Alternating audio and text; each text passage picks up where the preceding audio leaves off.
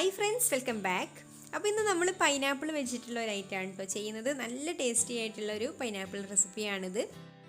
അപ്പോൾ നമ്മൾ ചിക്കന് BBQ ഒക്കെ തയ്യാറാക്കുന്നത് പോലെ തന്നെ പൈനാപ്പിൾ വെച്ചിട്ടും അതുപോലെ തന്നെ ഒന്ന് റെഡിയാക്കി എടുക്കാം. അപ്പോൾ നമുക്ക് എങ്ങനെയാണ് ഇത് തയ്യാറാക്കുക എന്നുള്ളതൊന്ന് കണ്ടു നോക്കാം.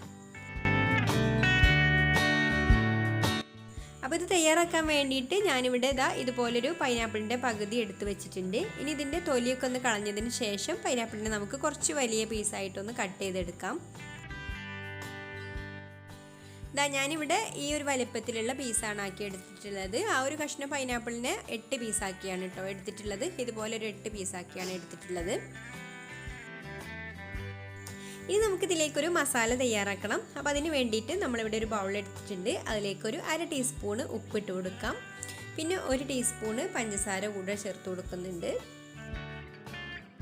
ഇനി നമുക്കിതിലേക്ക് 1/2 ടീസ്പൂണ് കുരുമുളക് പൊടി ചേർത്ത് കൊടുക്കാം. പിന്നെ 1 ടീസ്പൂണ് കാശ്മീരി ചില്ലി പൗഡറും കൂടെ ചേർത്ത് കൊടുക്കുന്നുണ്ട്. അപ്പോൾ സാധാരണ മുളക് പൊടിയാണെങ്കിൽ അതിനനുസരിച്ച് ചേർത്ത് കൊടുത്താൽ മതി കേട്ടോ, എരിവിനനുസരിച്ച് ചേർത്ത് കൊടുക്കാം. അപ്പോൾ കുരുമുളക് പൊടിയും കൂടെ ചേരുമ്പോൾ എരിവ് കൂടാൻ സാധ്യതയുണ്ട്. സാധാരണ മുളക് പൊടിയാവുമ്പോൾ 1/2 ടീസ്പൂണൊക്കെ മതിയാവും.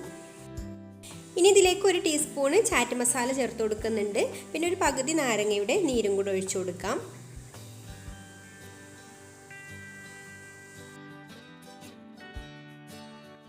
ഇനി ആദ്യം മസാല ഒന്ന് മിക്സ് ചെയ്തെടുക്കാം. എന്നിട്ട് നമുക്കിതിലേക്ക് പൈനാപ്പിളിൻ്റെ പീസ് ഇട്ട് കൊടുത്തിട്ട് മിക്സ് ചെയ്തെടുക്കാം. പൈനാപ്പിളിൻ്റെ എല്ലാ ഭാഗത്തും മസാല എത്തുന്നത് വരെ നന്നായിട്ട് തന്നെ ഒന്ന് യോജിപ്പിച്ചെടുക്കുക.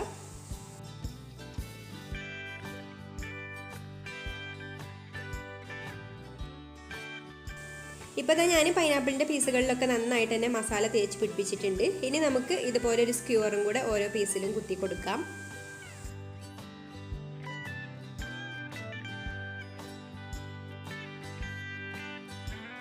അപ്പോൾ ഇതുപോലെ ഞാൻ എല്ലാ പീസിലും ഓരോ സ്ക്യൂറൊക്കെ കുത്തി വെച്ചിട്ടുണ്ട്.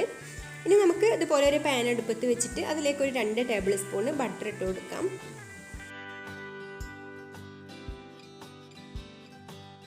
ഇപ്പോൾ ബട്ടർ ഇവിടെ മെൽറ്റായി വന്നിട്ടുണ്ട്. ഇനി നമുക്കിതിലേക്ക് പൈനാപ്പിളിൻ്റെ ഓരോ പീസും വെച്ച് കൊടുക്കാം. ഇപ്പോൾ നമ്മൾ 8 പീസ് പൈനാപ്പിളും ഇതിലേക്ക് വെച്ച് കൊടുത്തിട്ടുണ്ട്. ഇനി നമുക്ക് ആദ്യം വെച്ച് കൊടുത്ത ആ പീസൊക്കെ ഒന്ന് ഇതുപോലെ മറിച്ച് വെച്ച് കൊടുക്കാം.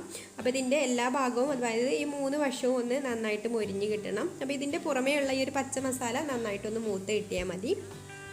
അപ്പോൾ ഇടയ്ക്കിടയ്ക്ക് ഇതുപോലെ തിരിച്ചു മറിച്ചൊക്കെ വെച്ച് കൊടുക്കാം.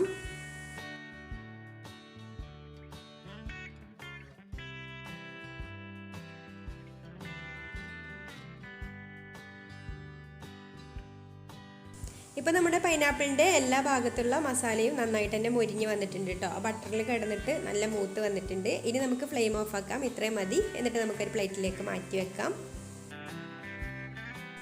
അപ്പോൾ എല്ലാവരും ഇതൊന്ന് ട്രൈ ചെയ്ത് നോക്കുക. അപ്പോൾ നല്ല ടേസ്റ്റ് ഉണ്ട് കേട്ടോ, കഴിക്കാൻ സൂപ്പറാണ്. ബട്ടറിൻ്റെ ഫ്ലേവറും അതുപോലെ ചാറ്റ് മസാലയുടെ ഫ്ലേവറും എരിവും പുളിയും എല്ലാം കൂടെ ചേർന്നിട്ടുള്ള ഒരു ഐറ്റം തന്നെ പറയാം. അപ്പോൾ എല്ലാവർക്കും ഈ ഒരു റെസിപ്പി ഇഷ്ടമായിട്ടുണ്ടാവും എന്ന് വിചാരിക്കുന്നു. അപ്പോൾ നിങ്ങൾക്ക് ഇഷ്ടമായിട്ടുണ്ടെങ്കിൽ ഒന്ന് ലൈക്ക് ചെയ്യുക, അതുപോലെ ഷെയർ ചെയ്യുക, കമൻറ്റ് ചെയ്യുക. പിന്നെ എൻ്റെ ചാനൽ സബ്സ്ക്രൈബ് ചെയ്യാത്തവരാണെങ്കിൽ ഒന്ന് സബ്സ്ക്രൈബും കൂടെ ചെയ്ത് സപ്പോർട്ട് ചെയ്യണേ. അപ്പോൾ ഇനി മറ്റൊരു നല്ല റെസിപ്പിയുമായിട്ട് അടുത്ത വീഡിയോയിൽ കാണാം. താങ്ക്